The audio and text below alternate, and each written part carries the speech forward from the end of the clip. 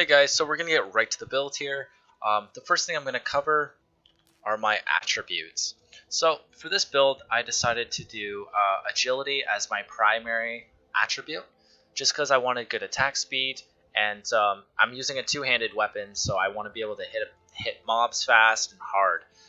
While I still have good ferocity, and I do crit often, so honestly, I think it's better to take agility, but who knows, maybe I'm wrong. Because I do crit, I have a 20% chance, and I put nothing in ferocity. And then I also went toughness secondary for my attributes. So I'm gonna look at open the details here. Okay, so for my damage, I'm doing material, which is physical, toxic, and rend.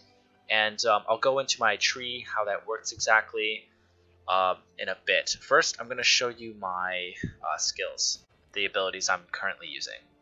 So there's three abilities that I recommend for this build, while two of them are optional. You can switch them out. So the first ability I'm going to go over is Wings of Ishmir. So this ability is my gap closer, my dive, and I'm going to go over the runes that I chose to use for this build. So the first one is increased flight speed. Obviously, I want this because I'll be able to dive from pack to pack and clear quicker. So that's why I took that, and it's only one. It only costs 1 point, so that's pretty good. The second point I have here is skill loses its cooldowns and costs 1 stamina point to use instead. So instead of having a cooldown, it costs a stamina point down here. So now I don't use my roll anymore. I just dive in, summon my axes, and kill mobs and just keep diving. So I don't have to worry about a cooldown, which is very nice. The next point I'll go over here is Bird of Prey. Inflicts stun on enemies on impact. So when I dive in, I stun, which gives me time to summon my axes without getting touched, and then I'll kill the mob before I take any damage. And the last point here is creates a damage dealing shockwave upon landing, which is pretty good, I guess. It makes my dive deal a pretty high amount of damage. It's not too bad. So the next ability I'm going to go over here is my War Cry ability. This one I love. It's just so good. So all these runes pretty much give me buffs on top of the spell. So the spell without anything on it gives me attack speed and cast speed. And it also buffs allies if you're playing with your friends. So I haven't tried the game multiplayer yet, but this build is so OP that I don't even know if I really need to play with anyone right now anyways. They actually nerfed the build yesterday, actually. I'll go over that in a minute. Anyways, so I have this rune, which gives me 15% to all resistance score, which is amazing, because I can pretty much have this buff on all the time. It has a cooldown of 11 seconds, and it lasts, I think, 8 seconds, so it's amazing. The next point here increases the duration of all the buffs granted by this skill, which is obviously amazing. That's what allows it to get to, 8 or 9 seconds. Next point we're going to go over is Raging Berserker, which just gives me rage generation on hit. Also, using this ability gives me rage already. It's built into the spell. And then I have increased the effectiveness of all buffs granted by this skill and other skills, which is insane. You use this, and then, yeah, it just increases the effectiveness of all my buffs. And then I also have a global life leech buff, which just makes me a little more tanky when I use it. And it also gives me movement speed, so I can run from pack to pack. So I'm going to go over the two optional skills here. Those two that I just covered are mandatory. I would run them for sure in this build. So this one, I'm not really going to go over the runes in depth or anything like that. This ability I like using just because you can shoot out a hammer and then use the ability again to bring it back to you, and it does 2 waves of damage. It's just fun to clear waves with it, to be honest. I just have fun using it. And I have a movement speed buff on it, which that means if I War Cry and then use my E, that means I'll get even more movement speed because it's a buff, and my W has that rune that increases buff, so I get even more movement speed on top of that. So, I guess you could run it for the movement speed just so you can clear quicker, which is nice. So, and then the other ability is Blood for Blood. This one, it's so easy to clear right now that it's just not. I'm just really not using it, wasting time. I'll maybe use it on a boss, I'll drop it underneath them or something. But it gives me rend damage bonus, if I'm not at full health. So I'm like supposed to take damage from a boss, drop it, and then I mean I guess I could just drop it, jump on them, take a hit, and then get a lot of rend damage. So it helps me clear bosses faster, but that's pretty much it. Now I'm going to go over my primary ability, Bleeding Edge. This ability just got nerfed into the ground, but I'm pretty sure, like yesterday, it did. So, like this point right here, is it this one? Yeah, it's this one. So, this one right here just got a cooldown. This ability never had a cooldown. Now it's 9.4 seconds. That is insane. This is not even viable anymore. The damage decrease on it and everything, it's not worth it, and it costs a lot more. So this is the route that I took instead. Now I'm gonna show you guys. It's really good. So I have ailment, chance score. I have 30% weapon damage, which is nice. I have increased projectile speed, so I can summon them and they spin around a lot more. Because if I can look over here, the axe now follows me as I move. Correct? And right, so and then skill duration is 1 extra second. So because I have this, which increases projectile speed, it spins around more. So and it costs less because I'm not using this point anymore, right? So I can just summon them a lot faster, and because of the attack speed, I also summon them like crazy, right? And then this one is 60% weapon damage. So before build, I only had the 60% weapon damage. Now I have this. So I have 90% weapon damage. My axes are going to be hitting harder per hit than when I had this. I think this is the next best option for this ability. I don't think the ability is bad because of the nerf. I think it's still really good, maybe even overpowered still. But yeah, I'll show you guys in a minute how it works. So, like if I just summon my axes, look at this. Excuse me? What is that? Anyways, I'm going to show you my passive tree now. So I was obviously going into agility, so I built into, the projectile damage is like, it works with my hammer when I'm throwing it out, but that's about it in this build. The axes don't count as projectiles. If they did, that would be fucking OP, because then you just take a point over here where you have an additional projectile. Anyways, that would be so cool though if they had that. Oh my god. Anyways, melee damage, I went up to here for cooldown reduction. That's just really good too. The attack damage here, crit, movement speed, and then I took this for the 50% attack speed score because that's pretty big for 1 point. Like that's huge. And then I went over here for attack damage, crit score, attack speed score, projectile damage, movement speed, attack speed, and then I went down here into Manic Slaughter, which is 2% damage per 100 unconsumed rage points. So you pretty much, because I have full rage, I'll dive in, which your dive doesn't cost rage. It actually gives you rage. So I'll have max rage, and then I'll use a spinning axe, and I'll do a shit ton of damage. And then I also went into like this, which is resistance, attack speed, life leech on bleeding targets, chance score for rend, and then I also have 50% physical damage converted into rend, which is amazing because this build is like all material damage, so converting physical into rend or even toxic would be unreal. And then I went over here, material damage. This is just converting like the elements and such into physical damage in case I have like any items or something that give me like frost damage, fire damage, but I don't have any of that type of shit. So, and then into here, this is the biggest point for this build, 50% material damage. I can only deal material damage, but still 50%, that's insane. It's definitely worth the point. Now, and then I went down into here. This is a big point too for defense. So this whole section actually, to be honest. So this is like health. I mean, I guess this is physical damage.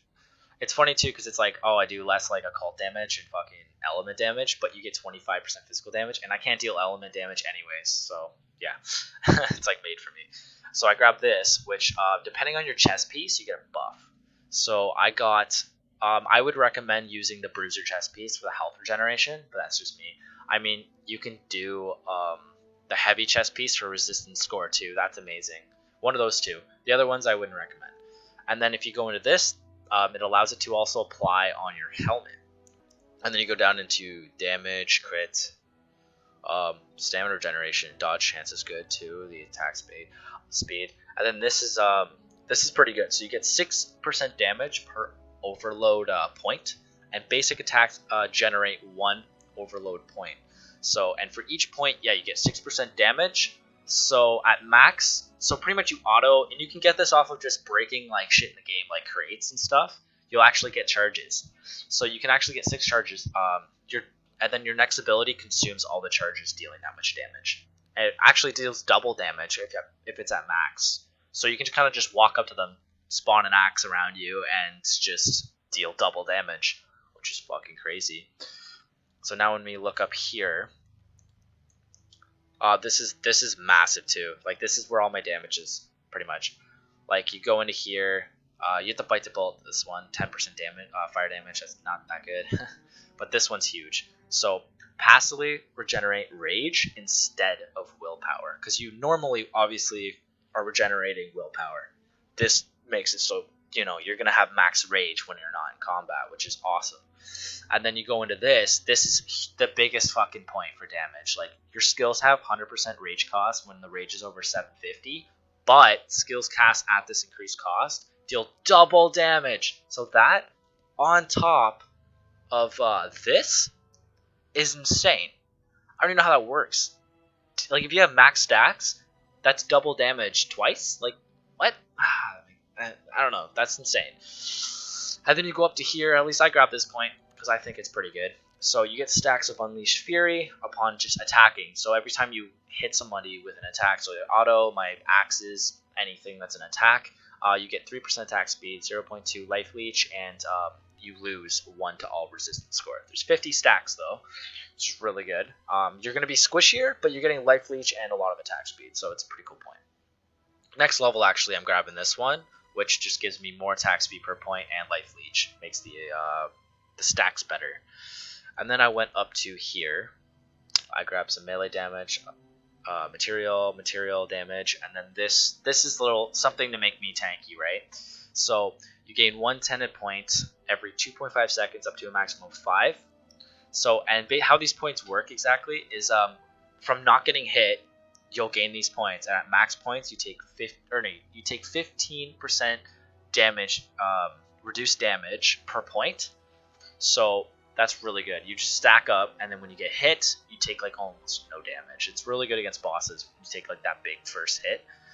And then after that, this just makes it even better. So instead of 15%, it's 20%. So I went up to here, which is resistance, health, melee damage. So, and then this is I gain 1 headhunter point every time an enemy that is a champion or above is killed. So I guess like a blue or a yellow character. And then you get 15% material damage per point. Holy fucking Christ, that's insane.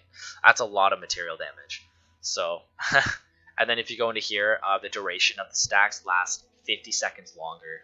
That's pretty much what I'm running so far. After I grab this point, I'm definitely going into here to get the rage, like 400 increased rage off these 3 points. That's massive. And then after that, I'm gonna do an updated video probably around level 80, and I'm gonna show where my build has gone from here. So I'm excited for that. It's gonna be like a 2.0 version of this build, and see if it's still viable too, guys. Like even if the build flops, I'm gonna show you guys that and tell you why it flopped. Like there could be a lot of nerfs by then, right? Like this spell could get just nerfed over and over again, but I'm still gonna try and like get there. Because right now I can do like those rifts that are 10 levels higher with full modifiers on them. Like it's crazy. So anyways, now I'm gonna cover my gear real quick.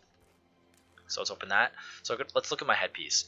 So for the like gems and such, I would recommend putting just flat health on them for this build. For like the chest piece, headpiece, and then obviously like your ring and amulet, you want to get like their support gems. So like poison chance score or rent, one of the two works. And then if I look at this, you want to try and get material damage, agility, good resistance or good health on headpiece, like 101 resistance score. That's really good for my level. Same with this, like this is good health, like the force shield's okay, and it has material damage also on this, which is nice, and agility. The wisdom's not needed. but the attack speed score is pretty good too. And then if I look at this shoulder here, I got ferocity, agility, a lot of attack speed again, and crazy health. Like, look at the health on this, and resistance is amazing. Let's look at my amulet. So this amulet's really good. It pretty much has, so it has physical damage to attacks, health, material ailment chance, which means toxic and rend, which is amazing.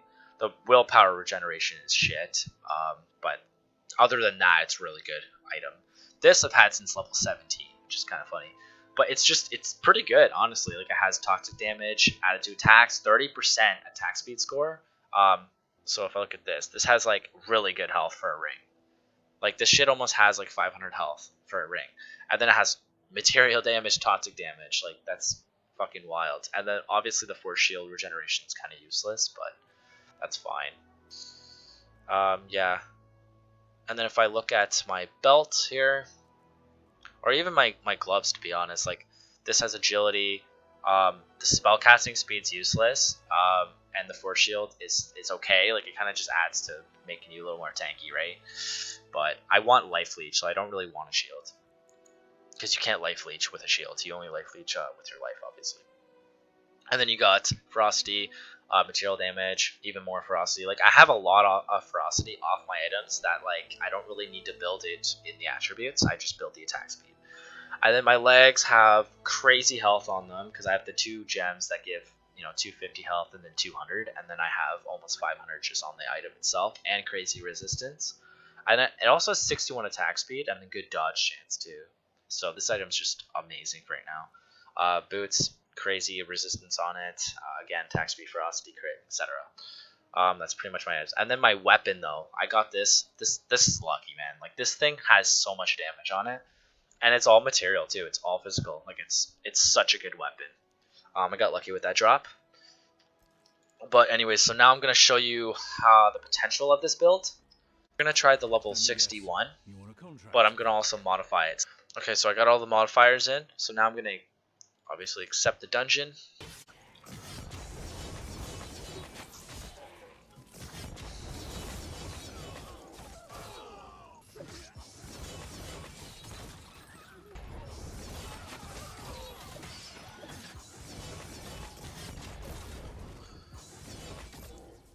So what I've realized with this build now is you only really summon like 1 or 2 at a time. You don't, and then you just auto for the most part. Just because you kill everything so fast. Like, I can just like summon 1 still and kind of walk through everything, which is still nice. Now we're gonna show how it is to kill blues here. Say like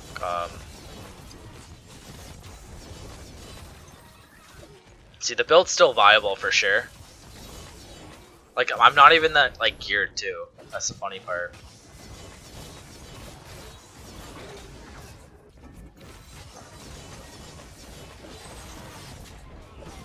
Alright, so I'll show the boss at the end of the run. Kind of show you how it is. Where is he?